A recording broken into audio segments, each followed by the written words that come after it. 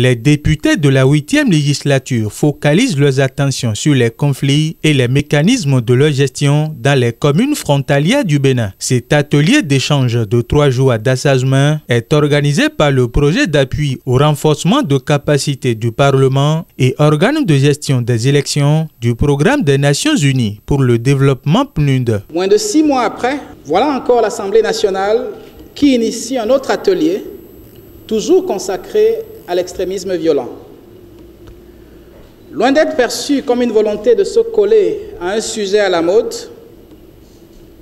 vous conviendrez avec moi qu'il est normal d'interpréter cet attachement du Parlement à cette thématique comme l'expression de l'urgence pour la représentation nationale de comprendre davantage ce phénomène d'extrémisme violent en vue de la prise d'une législation conséquente. En procédant au lancement des travaux de cet atelier, le deuxième vice-président de l'Assemblée nationale du Bénin, l'honorable Dakpe Sossou, a rappelé à ses collègues députés et aux membres de l'administration parlementaire la nécessité d'agir au plus vite.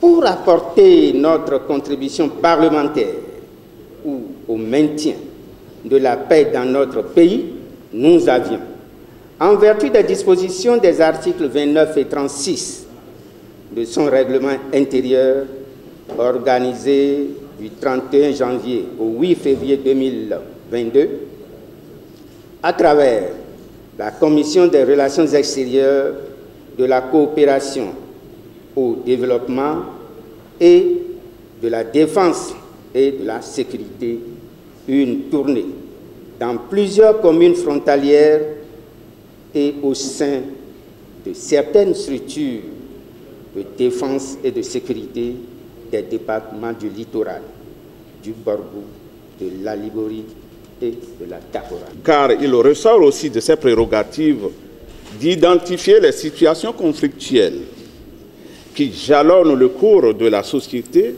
et de préconiser les solutions à même de prévenir les conflits et parfois de les gérer. Cet atelier permettra d'identifier les facteurs, les modes de fonctionnement, les conséquences, de même que les mécanismes de prévention et de lutte contre le terrorisme et l'extrémisme violent. Malheureusement, notre pays, longtemps épargné par cette tragédie, en est dorénavant affecté. Ce séminaire permettra aussi d'échanger sur la collaboration entre les forces de défense et de sécurité béninoises et les populations civiles dans la prévention et la lutte contre l'extrémisme violent et le terrorisme. Et pour ce faire, d'importants défis sécuritaires sont à relever. Les défis qui s'opposent au pays en matière de lutte contre l'extrémisme violent sont aujourd'hui énormes. Le Parlement a bien compris qu'il y a une grande responsabilité. Pour prévenir et lutter efficacement